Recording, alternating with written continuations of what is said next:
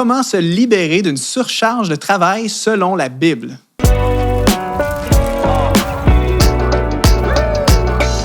Bonjour et bienvenue dans l'émission Prochain Niveau. Vous est-il déjà arrivé dans votre vie, ou peut-être même que c'est votre cas en ce moment, d'avoir tellement de choses à gérer que vous vous sentez littéralement débordé, enterré sous le poids de toutes vos responsabilités et vous avez littéralement l'impression d'être toujours en train de courir et de manquer de temps. Peut-être même que vous vous sentez fatigué au bord de l'épuisement et vous êtes désespérément à la recherche de solutions, de trucs et astuces pour mieux vous organiser et reprendre le contrôle de votre temps. Bien, si c'est votre cas, vous êtes au bon endroit parce que dans cette vidéo, on va parler en fait de cette thématique de comment se libérer d'une surcharge de travail selon la Bible.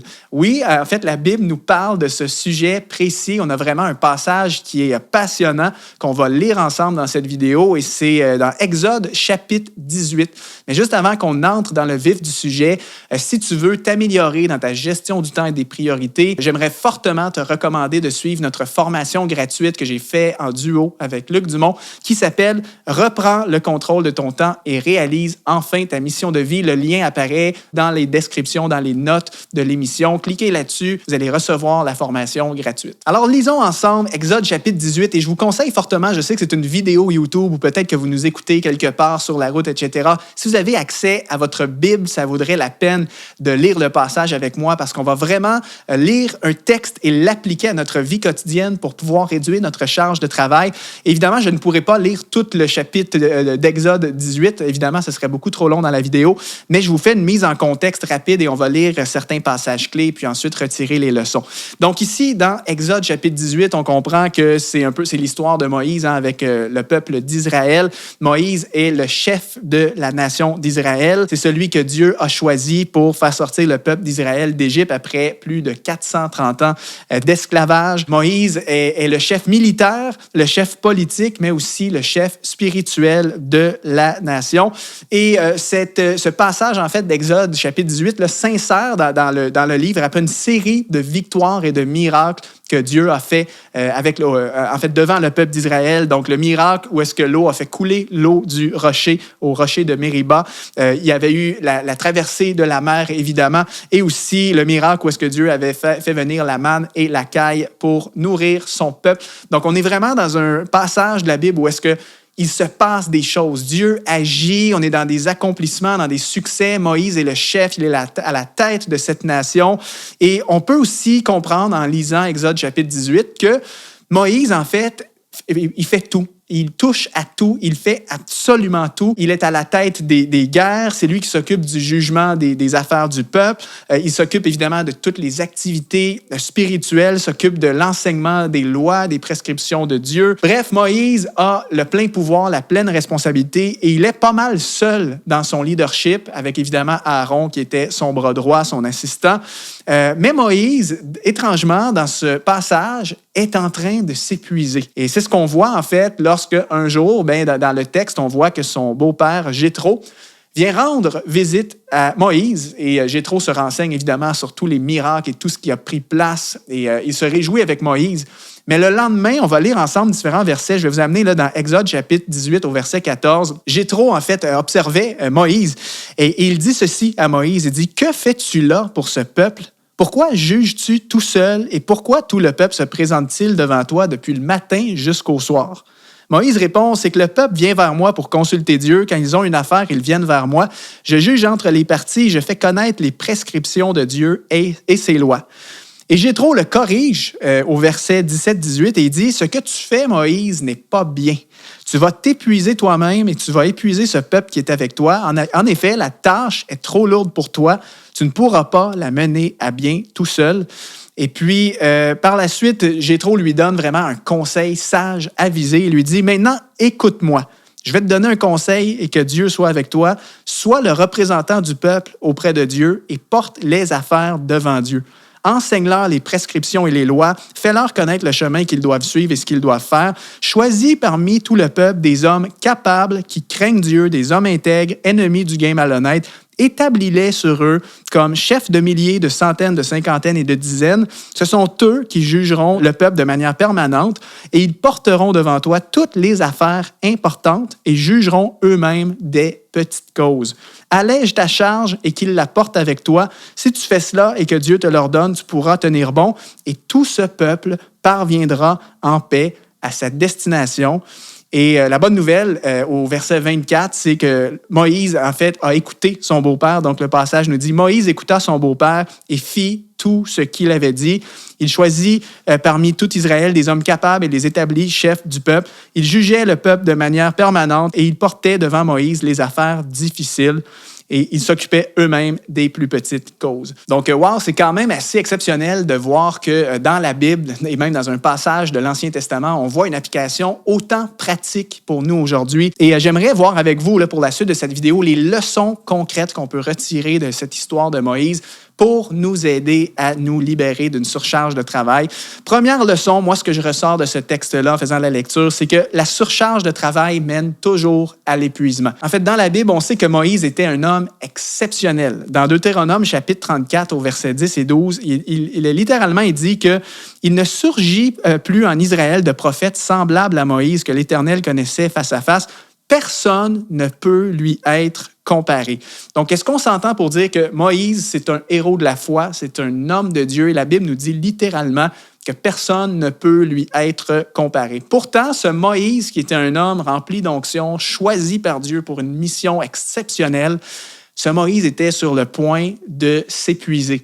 Et on a vu que son beau-père Jéthro lui a fait des reproches et il lui a littéralement dit « Moïse, si tu ne changes pas ta façon de faire, tu vas t'épuiser. » Et on voyait carrément, en fait, au verset 23, il disait « Si tu fais ça, si tu changes ta façon de faire, tu vas tenir bon et aussi ton peuple va parvenir à sa destination en paix. » Autrement dit, si Moïse ne changeait pas sa façon de gérer, s'il n'allégeait pas sa charge de travail, c'est littéralement la mission complète qui était à risque d'être en péril. Alors, est-ce qu'on est d'accord pour dire que si Moïse, l'homme de Dieu, l'homme rempli d'onction, s'il lui-même était au risque de s'épuiser, s'il lui-même était surchargé, à quel point nous, aujourd'hui, on n'a aucune excuse et bien souvent, on se retrouve dans le même genre de situation. Et puis, dis-toi une chose, c'est que si tu t'épuises, si tu ne réduis pas ta charge de travail, tu ne pourras jamais pleinement réaliser l'appel, la destinée, le mandat que Dieu te confie. Par exemple, si tu es complètement débordé parce que tu as trop de choses à gérer, tu ne pourras jamais t'investir pleinement dans un domaine, dans un projet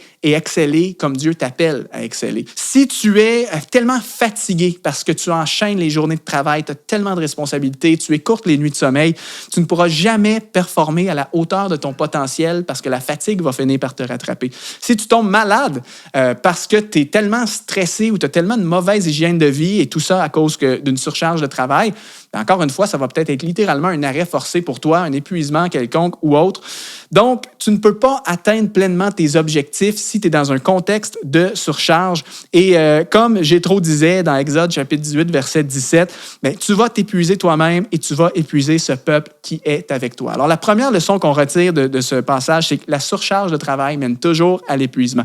Deuxième leçon, la surcharge de travail provient bien souvent de notre incapacité à déléguer. Je trouve qu'ici, le verset 15, chapitre 18, verset 15, c'est très intéressant parce que quand Jéthro confronte Moïse, la réaction naturelle de Moïse, c'est de se justifier en expliquant en quelque sorte que la raison pourquoi il en fait autant, c'est parce qu'il se croit indispensable. Voici le texte. Moïse répond en disant « C'est que le peuple vient vers moi pour consulter Dieu. Quand ils ont une affaire, ils viennent vers moi, je juge entre les parties et je fais connaître les prescriptions de Dieu et ses lois. » Donc, autrement dit, la réponse sous-jacente de Moïse, là, c'est qu'il dit à son beau-père Jéthro, la raison pour laquelle c'est moi qui fais tout, c'est parce que c'est juste moi qui peux juger des affaires du peuple et les présenter devant Dieu. Donc, il se croit indispensable, il pense pouvoir être le seul à tout faire, alors qu'en réalité, Jéthro le réprimande en disant « C'est impossible, tu ne peux pas faire tout seul. » Et comme Moïse, je pense que plusieurs d'entre nous avons cette même tendance-là quand vient le temps de déléguer, surtout si vous êtes un leader. Plus vous avez de leadership, d'autorité, plus parfois ça devient difficile de déléguer parce qu'on veut avoir la mainmise sur un peu tout. On veut s'assurer que les choses soient faites avec nos standards. On veut que ça soit fait comme nous, on le voudrait. On veut que ça soit fait aussi bien que nous. Et bien souvent, parfois, on ne fait pas confiance aux gens aussi. On se dit, je ne vais pas déléguer parce que je ne fais pas confiance à telle personne. Elle n'a pas le niveau, elle n'a pas la même expérience, etc. Et on se trouve toutes sortes d'excuses pour ne pas déléguer, du genre, je ne peux pas déléguer ça parce que je suis indispensable, c'est juste moi qui peux le faire. Ou ce serait trop long d'expliquer à telle personne, vaut mieux que je le fasse moi-même tout de suite, ça va aller plus vite. Ou encore, je veux garder le contrôle. Si je délègue, je vais perdre le contrôle sur certaines choses. La qualité ne sera peut-être pas aussi bonne. Bref, on se trouve des excuses, un peu comme Moïse. Moïse, sa première réaction face à la réprimande de son beau-père Jéthro, c'est d'essayer de se justifier en disant, je ne délègue pas parce que, en fait, je suis le seul à pouvoir le faire. Alors qu'on se rend compte ici dans le texte que c'est faux. Troisième et dernière leçon qu'on retire de ce passage, et là, on arrive vraiment sur la solution. Le texte nous donne la solution ici de quoi faire quand on est surchargé. Pour ne pas être surchargé, la solution, c'est de se concentrer sur ce qui est important et déléguer ou arrêter ce qui l'est moins. Donc ici, Jéthro dit à Moïse, choisis parmi tout le peuple des hommes capables. Donc il y a une notion de capacité, ils sont capables de le faire. Établis-les sur eux comme chefs. Et ils porteront devant toi toutes les affaires importantes et eux jugeront des plus petites causes. Donc, autrement dit, ce que Jéthro lui dit là, dans un langage d'aujourd'hui, c'est Moïse, concentre-toi sur les choses importantes, les choses essentielles et délègue à des hommes capables les autres tâches qui sont un petit peu moins importantes. Alors ici, il y a deux éléments pour se libérer de la surcharge de travail que nous, on peut appliquer et que Moïse a appliqué. C'est premièrement, concentre-toi sur ce qui est important et trouve une façon de déléguer ou d'arrêter les choses qui le sont moins. Dans le contexte ici du passage, ce qui était le plus important pour Moïse, évidemment, c'était de représenter le peuple auprès de Dieu. C'était d'enseigner les prescriptions et les lois au peuple. Ça, Moïse ne pouvait pas déléguer ces choses-là. C'était de faire connaître le chemin que le peuple doit suivre et ce qu'il doit faire. Et c'était aussi de juger des affaires importantes du peuple. Tout le reste, évidemment, c'était important dans le sens que ces choses-là devaient être faites. Il devait y avoir forcément quelqu'un qui jugeait des affaires un peu plus secondaires parmi la nation, mais ce n'était pas obligé d'être fait par Moïse qui était le leader. Donc, Moïse devait faire deux choses. Il devait identifier, premièrement, c'est quoi qui est le plus important pour lui, quelles sont ses activités à haute valeur ajoutée, quel est le cœur même de son appel, quelle est sa zone de génie, où est-ce qu'il est indispensable. Il devait se focaliser là-dessus et ensuite trouver des hommes capables et formés et déléguer le reste ou simplement parfois arrêter certaines choses, les confier à d'autres personnes. Donc, en conclusion, ce passage nous donne vraiment une application concrète pour nous aujourd'hui. Si tu te sens débordé, je veux vraiment t'encourager à te focaliser le plus possible sur les activités essentielles de ta vie et à déléguer le reste ou carrément parfois même à arrêter certaines choses. Il y a des choses qu'on fait qui remplissent notre agenda qui ne sont pas des vraies priorités. Donc, remets en question ta charge de travail. Regarde ce que tu fais. Pose-toi des questions du genre « Quelle est la raison d'être de mon poste? » Par exemple, si vous êtes pasteur d'une église et que vous vous retrouvez à faire de la logistique ou de l'entretien ménager, parfois, c'est à se poser la question, est-ce qu'il n'y aurait pas quelqu'un qui peut nous aider à ce niveau-là? Est-ce qu'il y aurait un bénévole qui aurait à cœur de servir l'Église de cette façon? Est-ce qu'on aurait un budget pour engager quelqu'un qui voudrait nous aider? Parce que moi, par exemple, en tant que leader, en tant que pasteur, je dois mettre surtout mon énergie sur l'étude de la parole, la prière, offrir des soins pastoraux, etc. Et c'est la même chose si tu es entrepreneur et que tu te retrouves partout. Quelle est la raison d'être de ton poste? Toi, en tant qu'entrepreneur, quelle est ta zone de génie? Quelle est la contribution unique que toi seul peux amener? Et quelles sont les autres tâches que tu pourrais arrêter, déléguer, confier à d'autres? Et essaie aussi d'identifier dans ton entourage, est-ce qu'il y a des gens qui sont là, tout près de moi, à qui je pourrais déléguer? Parfois, si vous êtes évidemment un professionnel, ça peut être un employé. Si vous êtes un entrepreneur, ça peut également être des gens de votre équipe, mais ça peut aussi être des sous-traitants. Vous pouvez parfois engager des gens qui vont vraiment vous décharger d'une tâche très précise. Et j'aimerais vous dire que ça s'applique même dans la vie personnelle. Si vous êtes à la maison, vous êtes parent à domicile, vous êtes débordé avec les tâches ménagères, les courses, avec l'entretien ménager, sachez qu'il y a des services services d'entretien ménager qui existent et parfois, pour un budget respectable, on est capable d'obtenir ces services. Et la somme, oui, c'est de l'argent, j'en conviens, c'est un budget, mais le temps que tu gagnes, c'est incroyable. Donc, en fait, ce passage d'Exode, chapitre 18, est vraiment une leçon pour tous et chacun de focalisation et de délégation. La clé pour être moins surchargé d'après les principes bibliques, c'est focalise-toi sur l'essentiel, arrête certaines choses et délègue. J'espère que tu as apprécié cette vidéo et que, comme moi, tu trouves que la Bible est intéressante. La Bible est un livre qui est pertinent pour aujourd'hui. On y retrouve des leçons qui peuvent s'appliquer dans tous les domaines de notre vie. Et si tu as envie d'en savoir plus sur la gestion du temps, je termine cette vidéo en t'invitant de nouveau à suivre notre masterclass gratuite sur la gestion du temps qui s'appelle « Reprends le contrôle de ton temps et réalise enfin ta mission de vie ». Si tu as aimé cette vidéo aussi, n'hésite pas à laisser un commentaire, à mettre un like, à t'abonner et à partager ça aux gens de ton entourage. C'est un plaisir d'être avec toi aujourd'hui et on se retrouve une prochaine fois.